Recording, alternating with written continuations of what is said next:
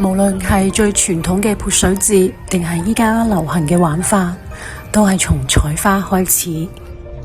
11號一早，佢哋會去到飛熊山採一種叫泥粟花嘅花。採花之後，就會返到去村仔裝扮龍庭，然後用染過水嘅花洗禮聖龍。洗禮儀式結束之後，潑水節先算係正式開始。芒市官方喺12號朝早安排咗洗禮儀式，俾遊客了解傣族嘅傳統文化。而家係採花之後嘅洗禮儀式。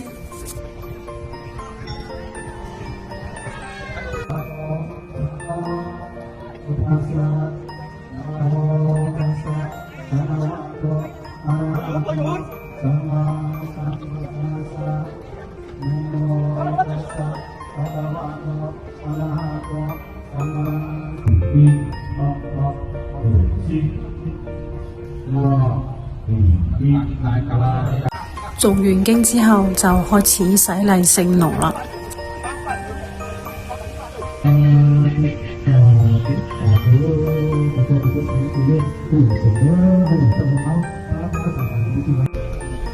然後僧眾會向大家潑水，表達對大家嘅祝福。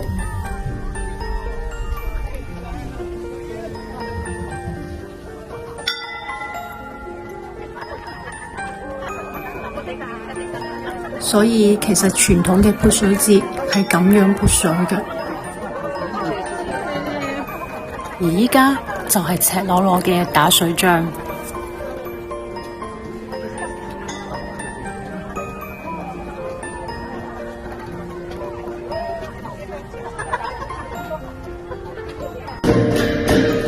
喺潑水狂歡 party 開始之前，官方仲安排咗遊行巡演。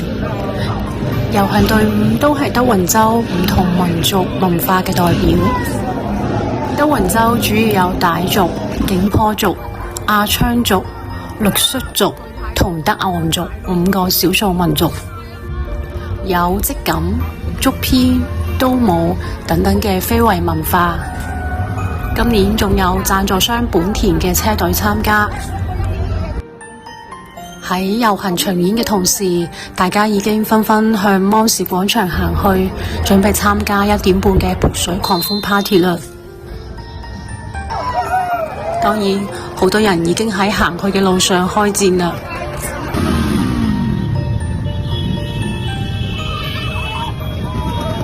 顯眼包一般都係大家特別鍾意祝福嘅對象。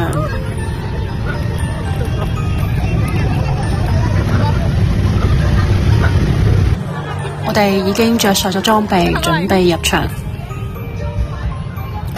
個係廣場其中一個門口，可以見到大家都已經玩得好癲啦。1點半，潑水狂歡 party 正式開始。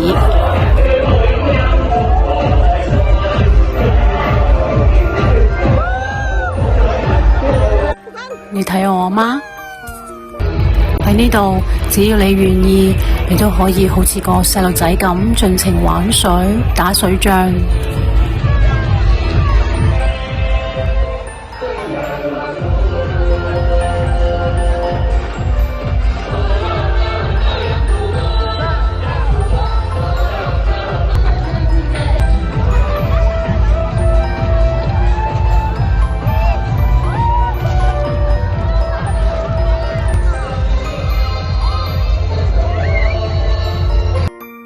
連狗都一齊玩。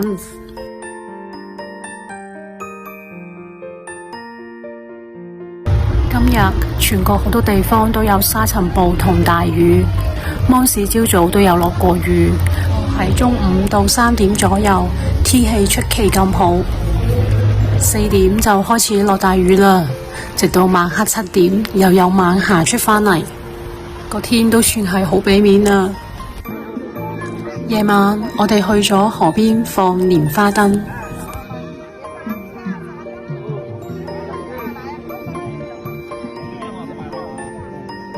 許個願望順水而去。